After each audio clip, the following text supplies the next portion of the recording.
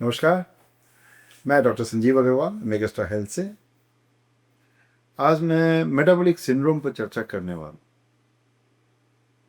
ये metabolic syndrome क्या भला है, आपको मालूम है? ये देखिए, मेटाबॉलिक सिंड्रोम जनरली देखा जाता है मोटापे से रिलेटेड है। इसमें 4-5 फैक्टर्स हम लोग कंसिडर करते हैं। अगर ये सब फैक्टर्स एक साथ जुड़ जाते हैं तो इससे आपके risk of diabetes, heart attacks, strokes वो स्काई रॉकेट कर जाते हैं, आसमान में चले जाते हैं। तो इसीलिए इसका जानना बहुत जरूरी है कि ये कंडीशन हम पर लागू होती है कि नहीं।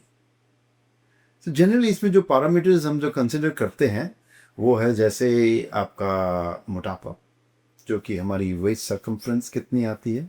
आप देखते हैं अपने इंडिया में सबको पेट पर मोटापा बहुत आता है, जिसको हम सेंट्रल ओबेसिटी बोलते हैं। और central obesity directly risk carry करती है for heart disease, for diabetes and stroke.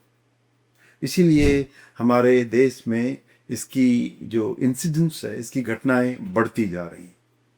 तो ये सेंट्रल ओबेसिटी या पेट पर मोटापा घटाना बहुत जरूरी है। अगर पेट के मोटापे के साथ आपके ब्लड टेस्ट में कोलेस्ट्रॉल लेवल अबनॉर्मल हो, आपके ट्राइग्लिसराइड जो कि चर्बी की मात्रा आपके अगर खून में ऊंची रहती है तो वो रिस्क बढ़ा देती है।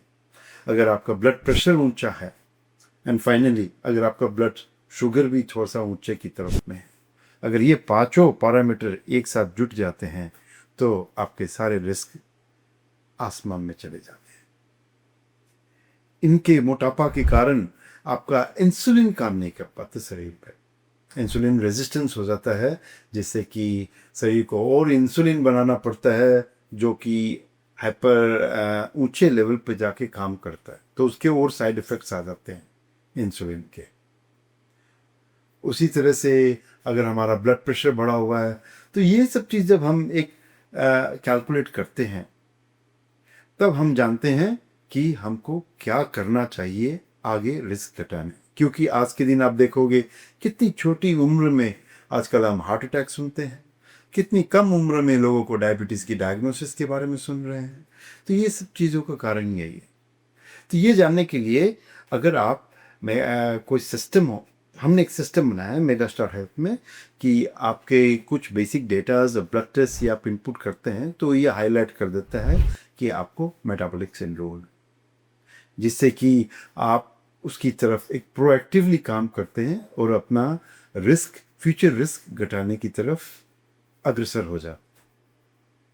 जैसे कि फिजिकल एक्टिविटी करना, थोड़ा वज़न घटाना, खाने पर ध्यान देना, खाना कम करना और खाने पर रिफाइंड फूड कम करना, जैसे कि सफ़ेद चावल, मैदा, आलू।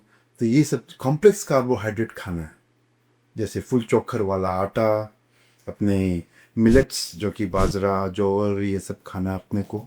तो इन सब चीज़ों से आपका ग्लूकोज जिस हिसाब से शरीर में एंटर करता है वो थोड़ा सा स्लो हो जाता है और बॉडी को कंट्रोल करने में आसानी होती है।